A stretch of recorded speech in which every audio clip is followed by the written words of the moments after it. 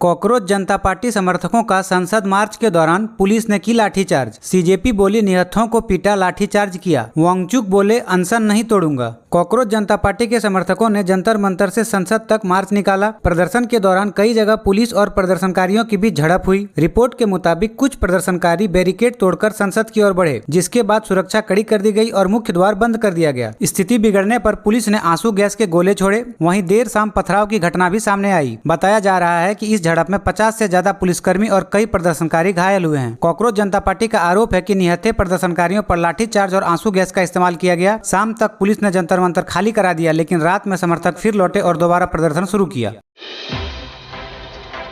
Party तो बनती है गाने पर खान सर ने जमकर किया डांस। काला चश्मा पहन छात्रों को गोद में उठाकर झूमे।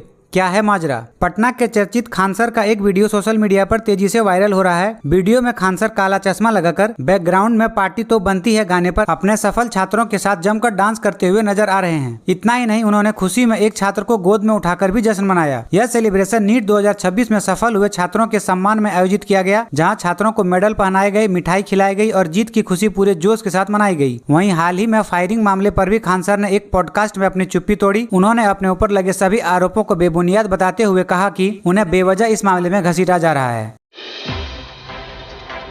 बिहार विधानसभा में एक साथ 9 विधेयक पेश। टीआरई 4 भर्ती और पंचायतों में टैक्स वसूली पर जानिए सरकार ने क्या कहा। मॉनसून सत्र के दूसरे दिन बिहार विधानसभा में सरकार ने एक साथ 7 महत्वपूर्ण विधेयक पेश किए, जिनमें जुआ प्रतिषेध, जीएसटी संशोधन, भूमि दाखिल खारिज, चिकित्सा, नर्स पंजीकरण और कृषि भूमि से जुड़े अहम बिल शामिल हैं। वहीं टीआरई 4 शिक्षक भर्ती को लेकर शिक्षा मंत्री ने कहा कि इसी महीने भर्ती की अधिसूचना जारी होगी। सरकार का लक्ष्य अगले 5 वर्षों में 1 लाख शिक्षकों की भर्ती करना है। सदन में अंबेडकर स्कूलों में शिक्षकों की कमी का मुद्दा भी उठा, जिस पर सरकार ने जल्दी भर्ती का भरोसा दिया। उधर पंचायतों में टैक्स वसूली को लेकर विपक्ष ने सवाल उठाए, लेकिन मुख्यमंत्री सम्राट चौधरी ने साफ कहा कि गरीबों पर कोई नया टैक्स नहीं लगाया जा रहा है। बिहार के किसान करेंगे मोटी कमाई।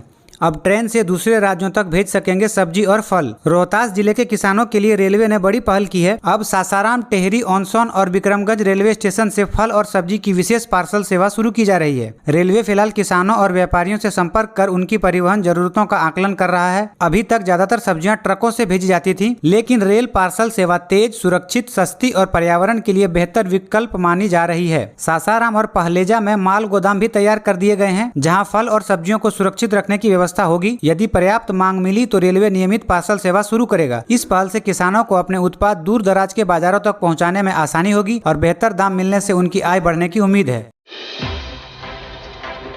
बिहार के 8 जिलों में भारी बारिश का अलर्ट। पटना समेत कई हिस्सों में गिरा तापमान। बिहार में मानसून पूरी तरह एक्टिव हो गया है। मौसम विभाग के मुताबिक उत्तर झारखंड और बिहार के ऊपर बने चक्रवर्ती परिसीमन की वजह से बारिश का दौर जारी है। मंगलवार को राज्य के 8 जिलों में भारी बारिश की चेतावनी जारी कर दी गई है। पटना समेत कई जिलों में पिछले 3 दिनों से लगातार बारिश होने के कारण तापमान में गिरावट दर्ज की गई है, जिससे लोगों को गर्मी से राहत मिली है। मौसम विभाग ने लोगों से अपील की है कि खराब मौसम के दौरान सावधानी बरतें, बेवजह घर से बाहर न निकलें और मौसम से जुड़े ताजा अपडेट पर नजर रखें।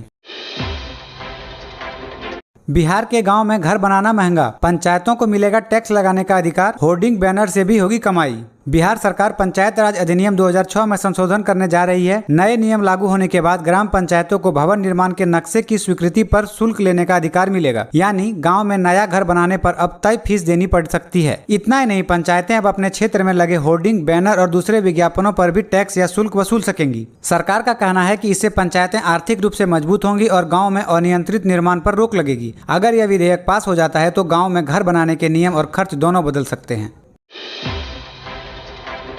क्या मानसून सत्र के बाद बिहार लौटेंगे तेजस्वी यादव? बांकेपुर में आरजेडी कैंडिडेट को भी इंतजार। राष्ट्रीय जनता दल यानी आरजेडी के नेता तेजस्वी यादव विधानसभा के मानसून सत्र के बाद भी अभी विदेश दौरे पर हैं। ऐसे में बांकेपुर विधानसभा उपचुनाव के लिए पार्टी उम्मीदवार और कार्यकर्ता उनके लौटने का इंतजार कर रहे हैं। बताया जा रहा है कि तेजस्वी यादव के लौटते ही चुनाव प्रचार को तेज किया जाएगा। हालांकि उनकी वापसी की आधिकारिक तारीख अभी सामने नहीं आई है। इधर विपक्ष और राजनीतिक गलियारों में इसे लेकर चर्चाएं तेज है, लेकिन आरजेडी का कहना है कि तेजस्वी यादव जल्द लौटेंगे और चुनाव अभियान की कमान खुद संभालेंगे। अब देखना होगा कि तेजस्वी की वापसी कब होगी और क्या उनकी एंट्री से बांकीपुर उपचुनाव का सियासी समीकरण बदल सकता है।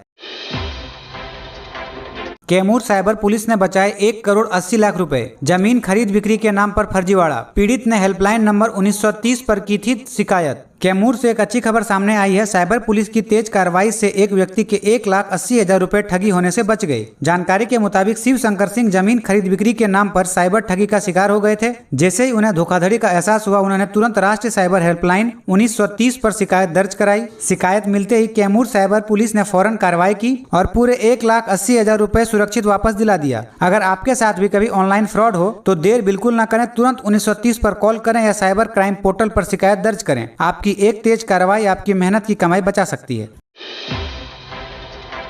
पटना में मुख्यमंत्री आवास सचिवालय और 4 स्कूलों को बम से उड़ाने की धमकी। मंगलवार सुबह मुख्यमंत्री सचिवालय को एक धमकी भरा ईमेल मिला, जिसमें दावा किया गया कि सचिवालय और रात में मुख्यमंत्री आवास को बम से उड़ाया जाएगा। इसके साथ ही दानापुर के 4 स्कूलों को भी निशाना बनाने की धमकी दी गई। ईमेल मिलते ही पुलिस, बम स्क्वाड और डॉग स्क्वाड तुरंत मौके पर पहुंच गए। मुख्यमंत्री आवास, सचिवालय और सभी स्कूलों की सघन तलाशी ली गई। एहतियात के तौर पर स्कूलों को खाली कराकर छात्रों को सुरक्षित घर भेज दिया गया। फिलहाल किसी भी जगह से कोई संदिग्ध वस्तु बरामद नहीं हुई है। पुलिस और साइबर टीम ईमेल भेजने वाले की पहचान में जुटी है। सुरक्षा एजेंसियां हाई अलर्ट पर है और जांच लगातार जारी है। बिहार में ऑनलाइन जमाबंदी के लिए ऑनलाइन घूस, बेटे के खाते में मंगाए 2.5 लाख, मंत्री तक पहुंची शिकायत। बिहार के जमुई जिले के सोनो अंचल में ऑनलाइन जमाबंदी के नाम पर रिश्वत लेने का गंभीर मामला सामने आया है। शिकायतकर्ता अशोक कुमार सिंह का आरोप है कि उनकी पैतृक जमीन की जमाबंदी ऑनलाइन कराने के बदले पहले 1 लाख रुपया नकद और बाद में 1.5 लाख रुपया आरोपी राजस्व कर्मचारी के बेटे के खाते में जमा कराया गया। शिकायत के बाद अंचल अधिकारी ने आरोपी राजस्व कर्मचारी छोटे लाल यादव से स्पष्टीकरण मांगा है। वहीं शिकायत की कॉपी उद्योग एवं खेल मंत्री, राजस्व मंत्री और जिला अधिकारी को भी भेजी गई है। हालांकि आरोपी कर्मचारी ने सभी आरोपों को बेबुनियाद बताते हुए कहा कि उन पर गलत काम कराने के लिए दबाव बनाया जा रहा है। अब देखना होगा कि जांच में सच क्या निकलकर सामने आता है। मोतिहारी सदर एसडीओ से 25 लाख रंगदारी मांगने वाला गिरफ्तार। एसटीएफ ने वंदे भारत ट्रेन में पकड़ा। आईएएस आईपीएस ऑफिसर्स के पर्सनल नंबर मिले। बिहार के मोतिहारी में सदर एसडीओ अरुण कुमार 25 लाख रुपए रंगदारी मांगने के मामले में बड़ा खुलासा हुआ है। एसटीएफ ने आरोपी राजन जायसवाल को वंदे भारत ट्रेन से गिरफ्तार कर लिया है। जाँच के दौरान आरोपी के पास से कई आईएएस आईपीएस अधिकारियों के पर्सनल मोबाइल नंबर भी मिले हैं, जिसके बाद पुलिस अब ये पता लगाने में जुटी हुई है कि ये नंबर उसके पास कैसे पहुंची। फिलहाल आरोपी से लगातार पूछताछ की जा रही है और मामले में आगे कई अहम खुलासे होने की उम्मीद है। बिहार में मोबाइल से ऑनलाइन जुआ खेलने वालों की खैर नहीं। सदन से जुआ प्रतिषेध विधेयक पास, संस्थाओं पर भी होगा एक्शन, सजा का भी प्रावधान। बिहार में अब ऑनलाइन जुआ खेलने वालों पर सरकार सख्त हो गई है। बिहार विधानसभा ने बिहार जुआ प्रतिषेध विधेयक 2026 को ध्वनिमति से पास कर दिया है। इस नए कानून के तहत सिर्फ जुआ खेलने वाले ही नहीं, बल्कि ऑनलाइन जुआ को बढ़ावा देने वाले वेबसाइट, ऐप और दूसरी संस्था को भी कड़ी कार्रवाई की जाएगी। सरकार का कहना है कि मोबाइल और इंटरनेट के जरिए तेजी से बढ़ रहे ऑनलाइन जुए पर रोक लगाने के लिए ये कानून लाया गया है। इसमें नियम तोड़ने वालों के लिए सजा और जुर्माना का भी प्रावधान किया गया है। अब सवाल ये है कि क्या इस कानून से ऑनलाइन जुए पर लगाम लगेगी? अपनी राय कमेंट में जरूर बताइए।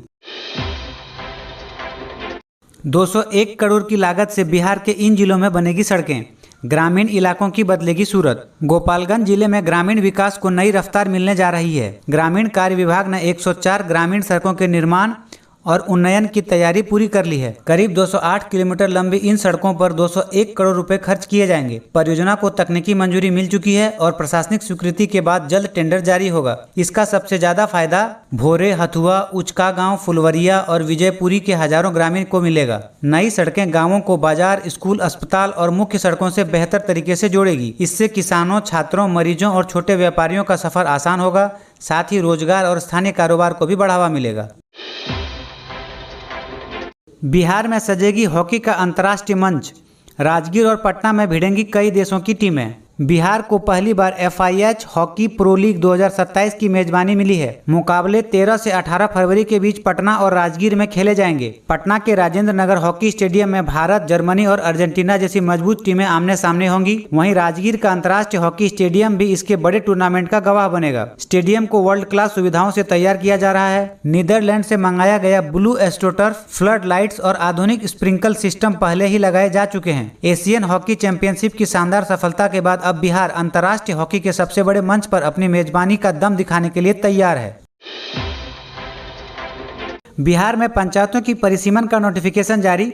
7,000 की आबादी पर बनेगी ग्राम पंचायत, 5,000 पर एक वार्ड। बिहार सरकार ने पंचायतों के परिसीमन को लेकर नई अधिसूचना जारी कर दी है। अब करीब 7,000 की आबादी पर एक ग्राम पंचायत गठित होगी और 50,000 की आबादी पर जिला परिषद क्षेत्र तय किया जाएगा। वहीं हर 500 की आबादी पर एक वार्ड बनाया जाएगा। सबसे अहम बात, पूरे परिसीमन का आधार 2011 की जनगणना होगी। गाँवों को सामान्यतः नहीं बांटा जाएगा और अगर कोई गांव मिलकर पंचायत बनेगी तो मुख्यालय ज्यादा आबादी वाला गांव में होगा। प्रारूप जारी होने के बाद 15 दिनों तक लोगों से सुझाव और आपत्तियां मांगी जाएंगी। इसके बाद जिला प्रशासन अंतिम परिसीमन की अधिसूचना जारी करेगा। हालांकि सरकार ने अभी परिसीमन शुरू होने का तारीख नहीं बताया है, लेकिन माना जा रहा है कि प्रक्रिया जल्द शुरू होगी।